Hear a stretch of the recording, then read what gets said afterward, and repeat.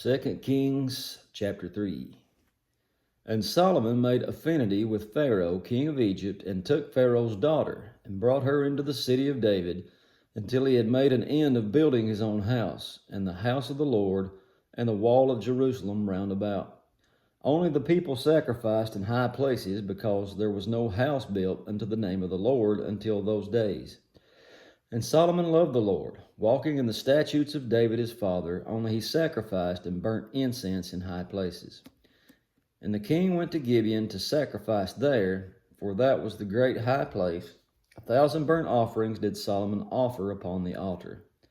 In Gibeon the Lord appeared to Solomon in a dream by night, and God said, Ask what I shall give you.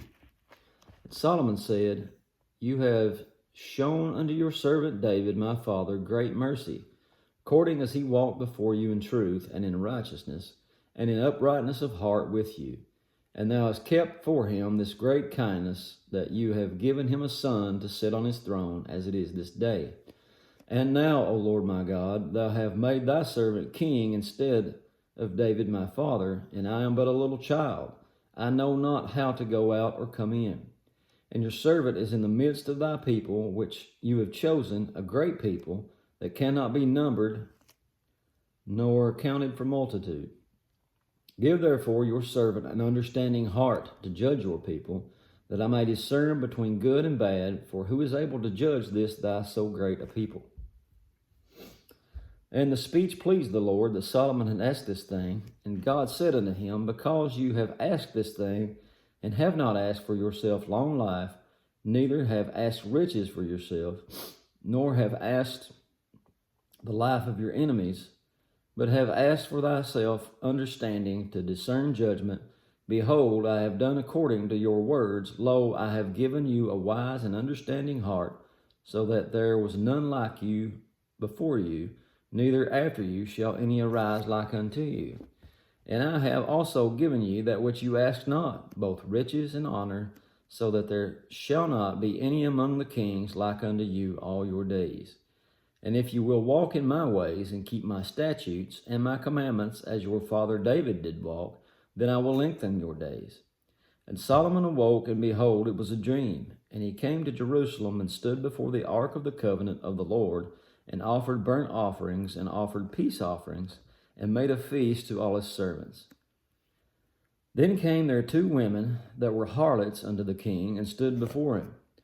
And the one woman said, O my Lord, I and this woman dwell in one house, and I was delivered of a child with her in the house.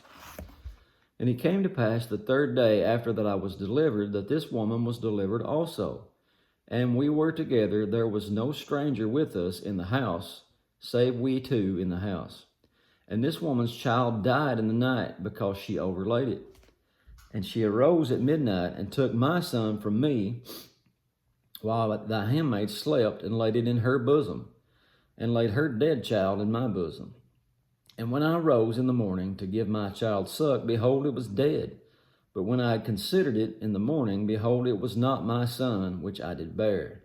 And the other woman said, Nay, but the living son is mine, and the dead is yours.